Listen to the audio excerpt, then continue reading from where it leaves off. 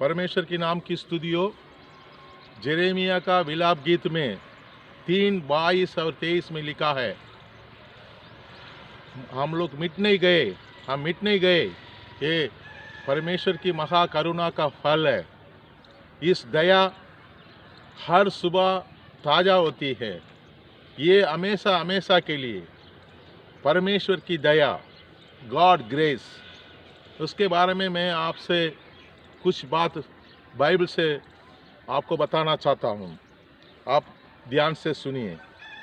Bible में, परमेश्वर की बाइबल में, धर्मशास्त्र में 31,000 के ऊपर वचन है।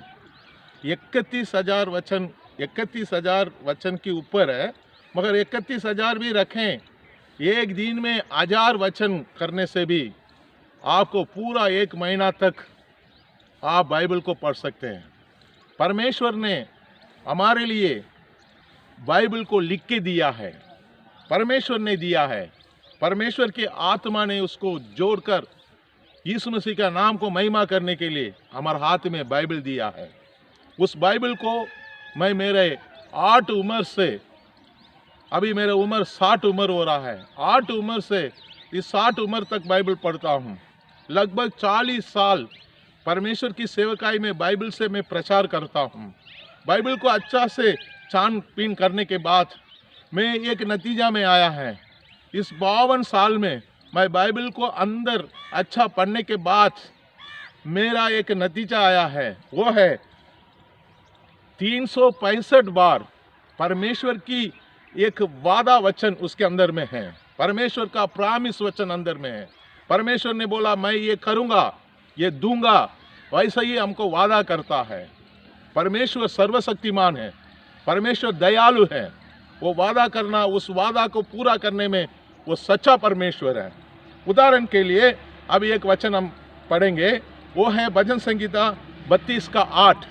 मैं तुझे बुद्धि दूंगा और जिस मार्ग में तुझे चलना होगा उसमें तेरी अगुवाई करूंगा।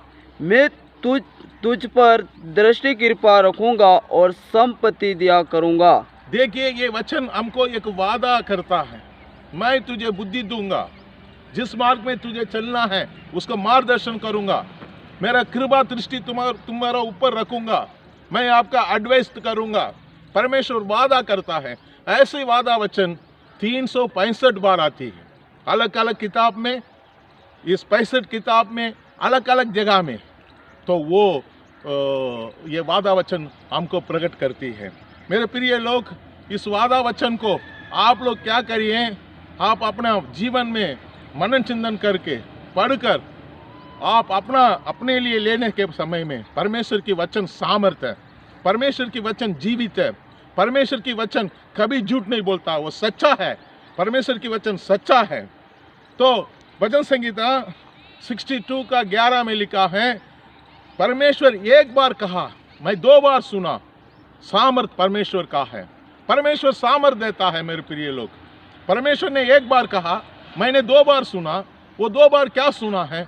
सामर्थ परमेश्वर का है।